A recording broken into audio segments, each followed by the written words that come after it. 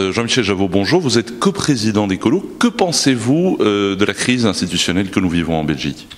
Nous pensons en tout cas que nous avons vécu 15 mois tout à fait ubuesques et vraiment très compliqués. D'une part, nous avons pour l'instant une crise mondiale, une crise économique avec une récession, beaucoup de difficultés vécues par les citoyens au quotidien. Et à cette fragilité s'ajoute en plus une sorte d'instabilité belge qui donne une impression que les responsables politiques n'apportent pas de réponse aux attentes des citoyens. Donc il est évident que nous avons essayé, c'est un peu le paradoxe, nous avons essayé en tant qu'écologistes, du Nord comme du Sud d'ailleurs, d'être le plus constructif possible. On aurait pu essayer de mettre de l'huile sur le feu, d'en rajouter dans la crise. Nous avons participé aussi bien au comité des sages qu'à l'Octopus, nous avons répondu à chaque invitation pour essayer de trouver une solution.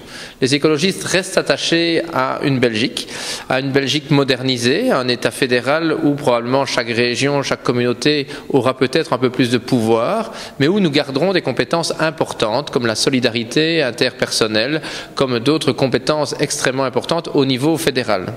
C'est d'ailleurs pour cela que les écologistes ont été les premiers à présenter cette proposition d'une circonscription fédérale. Pourquoi ? Sûrement pas comme gadget électoral, mais bien parce que nous nous rendons compte qu'on se connaît de moins en moins, que les francophones ne connaissent plus bien les attentes et les revendications de la communauté néerlandophone. C'est la même chose entre bruxellois, wallons et flamands. Et donc par exemple, un responsable politique, un ministre qui est ministre de tous les Belges, il va plus souvent aller dans les médias dans sa communauté plutôt que d'aller dans les médias de l'autre côté de la frontière linguistique. Donc nous pensons que si on peut élire une partie des députés sur une circonscription qui fait l'ensemble du pays et que par ailleurs on apprendra à mieux connaître les revendications de l'autre communauté, à pouvoir mieux y répondre, que ce sera positif. Cette semaine, on a appris le départ de la NVA, la scission du cartel CDNV-NVA. Est-ce que pour vous, c'est ce qui va permettre la fin de la crise ? Vous savez, ça fait depuis le 3 septembre 2007 que les écologistes ont dit à quel point on trouvait paradoxal qu'un parti qui voulait la sécession du pays, qui était assez radical dans les revendications communautaires, ce parti voulait pouvoir gouverner au niveau fédéral à un niveau qu'il n'apprécie pas. Et donc il est évident, en tout cas, moi je ne veux pas remettre de l'huile sur le feu, je pense maintenant que nous sommes dans des meilleures conditions pour entamer ce dialogue communautaire. Les 4 partis francophones seront représentés, le gouvernement flamand choisira ses représentants. On le sait bien maintenant, il y a du chemin qui a été parcouru depuis 1 an. Je pense qu'on connaît les revendications de chacune des communautés. Des compétences peuvent être transférées vers l'État fédéral, peuvent être retransférées vers les entités fédérées. Le plus important maintenant, c'est de pouvoir mettre le communautaire de côté pour que le gouvernement puisse enfin prendre des mesures importantes sur le pouvoir d'achat, sur le financement de la sécurité sociale, sur l'avenir des services publics, sur la politique de l'emploi, pour pouvoir notamment apporter des réponses concrètes aux citoyens. Et je ne vous ai pas encore parlé de la crise, la grave crise écologique qui s'annonce. Vous avez vu les fluctuations du baril de pétrole. Vous savez, moi je me souviens en 2005, tout le monde criait au feu parce que le baril atteignait les $70. Aujourd'hui, on vient de voir que le baril venait de nouveau de reprendre $15 et d'atteindre des 120, $130 le baril. Pendant tout un temps, le dollar n'était pas fort. Il va y avoir les élections américaines, le dollar va redevenir fort. On se rend compte à quel point aujourd'hui, le gaz, le mazout, l'électricité pèsent très lourd dans les budgets des ménages. Et quand je dis pèse très lourd, c'est fatalement de l'argent en moins pour se soigner, pour pouvoir se divertir, pour pouvoir se nourrir. Donc ça a un impact très concret dans la vie de pratiquement tous les citoyens de ce pays. Oui, alors concrètement, par rapport à l'énergie, par rapport au pouvoir d'achat, c'est un sujet qui, comme vous venez de le dire, affecte lourdement les entreprises. Qu'est-ce qui peut être fait ? Mais d'abord, il ne faut pas apporter de mauvaises réponses. Vous savez, pendant tout un temps, on a essayé un petit peu de calmer l'opinion publique. C'était le choix du gouvernement. C'était de dire, voilà, on va vite vous donner un chèque mazout payé par les contribuables par ailleurs. Comme ça, vous aurez, entre guillemets, l'impression que les carburants ne coûteront pas plus cher. On sait aujourd'hui que ce n'est pas le cas.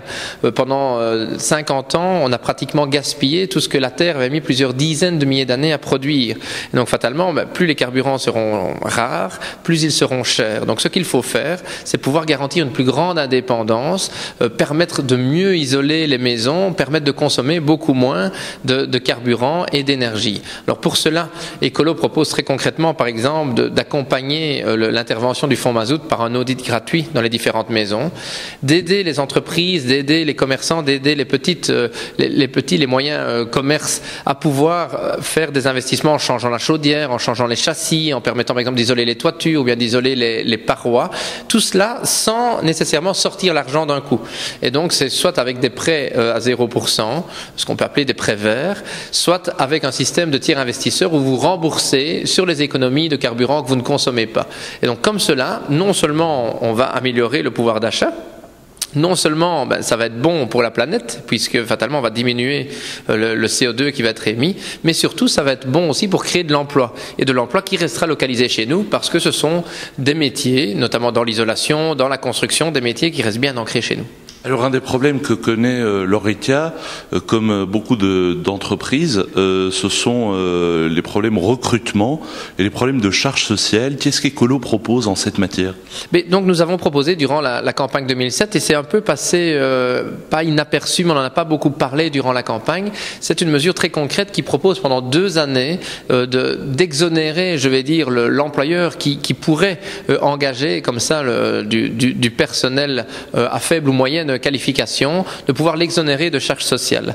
Quel est l'objectif? C'est d'une part, nous sommes convaincus que ce sont des emplois dans l'ORECA, comme j'en parlais tout à l'heure dans la construction, des emplois qui vont rester localisés chez nous, des emplois bien du terroir. Ça correspond aussi à des offres, ou plutôt des demandes d'emploi à des personnes qui peuvent être rapidement engagées, qui auront besoin d'une formation continue et qui va se faire sur le terrain.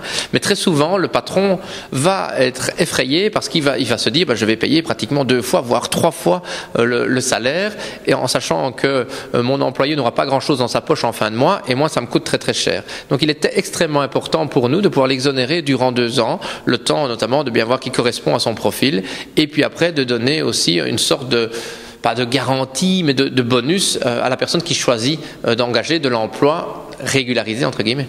Jean-Michel Jabot, est-ce que, pour terminer, vous croyez qu'on pourra enfin sortir ce pays de la crise? Parce qu'on a l'impression que le seul horizon qui se présente aux Belges, c'est la crise. Oui, et donc c'est probablement l'impasse dans laquelle les politiques se trouvent aujourd'hui, c'est qu'ils donnent une impression aux citoyens qu'ils ne sont pas capables de pouvoir empêcher une crise mondiale, une crise financière, et d'empêcher des débats institutionnels chez nous. Or, c'est notre rôle. Je veux dire, les responsables politiques sont élus non pas pour poser des problèmes, mais bien pour trouver des solutions.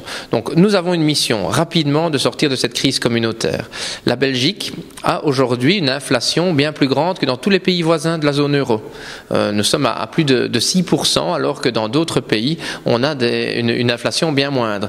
Nous avons eu la plus grosse augmentation du prix du gaz et de l'électricité parmi tous nos pays voisins, gigantesque, parce qu'on a manqué de régulation, et on a vu à quel point ça pesait dans les budgets des ménages. Et encore une fois, c'est de l'argent que nous n'avons pas pour pouvoir nous faire un petit restaurant le soir, une sortie cinéma, ou bien des loisirs avec les enfants.